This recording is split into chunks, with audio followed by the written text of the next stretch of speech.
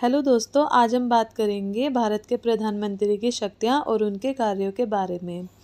तो बहुत आसान तरीके से मैं आपको समझाऊंगी, वीडियो को लास्ट तक देखिएगा। तो चलिए शुरू करते हैं बिना किसी देरी के।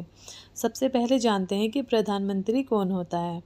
तो दोस्तों, भारत में जो सरकार होती है उसे चलाने की जिम्मेदारी प्रधानमंत्री के पास होती है। प्रधानमंत्री ही सभी मंत्रियों का मुख्य होता है और वह देश की नीतियाँ तय करता है। प्रधानमंत्री का पद बहुत शक्तिशाली होता है और उसका असर पूरे देश पर पड़ता है। तो चलिए इसका परिचय पढ़ लेते हैं। प्रधानमंत्री भारत सरकार का प्रमुख होता है। ये केंद्र सरकार के कार्यों को संचालित करता है। संचालित का मतलब होता है चलाना। प्रधानमंत्री केंद्र सरकार के कार्यों को संचालित करता है, इसका मतलब है प्रधानमंत्री केंद्र सरकार के कामों को चलाता है। और राष्ट्रपति की सलाह देने वाला सबसे प्रमुख व्यक्ति होता है। प्रमुख का मतलब होता है सबसे ज़रूरी। संविधान के अनुच्छेद 74 और 75 में प्रधानमंत्री की नियुक्ति और उनके कर्तव्यों का वर्णन किया गया है। तो हमारे देश का सबसे बड़ा कानून है संविधान। तो इसमें अनुच्छेद 74 और 75 में प्रधानमंत्री से जुड़ी बातें बताई गई हैं। अब अनुच्छेद का मतलब है संविधान का एक नियम वाला हिस्सा, जैसे किसी किताब का चैप्टर।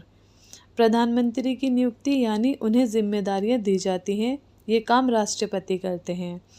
तो दोस्तों, नियुक्ति का मतलब होता है किसी को किसी पद पर बैठाना या काम सौंपना।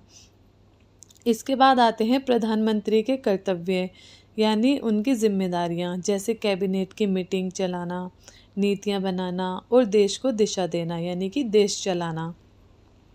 और जब हम कहते हैं कि इन बातों का वर्णन किया गया है, तो इसका मतलब होता है कि इन्हें विस्तार से समझाया गया है।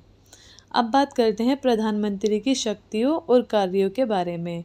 तो चलिए इसको एक एक करके समझते हैं। पहला है मंत्री बनवाना। प्रधानमंत्री ही तय करता है कि कौन कौन मंत्री बनेगा। राष्ट्रपति उन्हीं की सलाह पर मंत्रियों की नियुक्ति करता है। दूसरा है सभी मंत्रियों का नेता। प्रधानमंत्री सभी मंत्रियों को एक साथ मिलकर काम करने के लिए निर्देश देता है। अगर किसी के बीच विवाद हो तो वह सुलझाता है।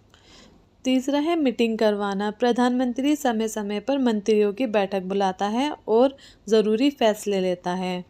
चौथा है संसद में बात रखना। संसद में प्रधानमंत्री सरकार की ओर से बोलता है और सवालों के जवाब देता है। पांचवा है विदेशों में भारत का प्रतिनिधित्व। प्रधानमंत्री विदेशों में जाकर भारत की ओर से बात करता है और समझौते करता है।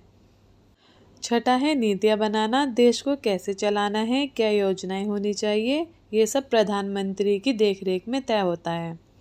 सातवां है आपातकाल में सलाह देना। अगर देश में कोई बड़ी मुसीबत आती है तो प्रधानमंत्री राष्ट्रपति को सलाह देता है कि क्या कदम उठाना चाहिए। आठवां है जनता और मीडिया से संवाद। प्रधानमंत्री समय समय पर देश की जनता को संबोधित करता है, जैसे मन की बात कहना। वह मीडिया के जरिए लोगों को सरकार की योजनाओं की जानकारी देता है। तो दोस्तों, ये थी प्रधानमंत्री की शक्तियाँ और कार्य। चलिए अब इसका निष्कर्ष पढ़ लेते हैं। प्रधानमंत्री का पद बहुत ही महत्वपूर्ण होता है।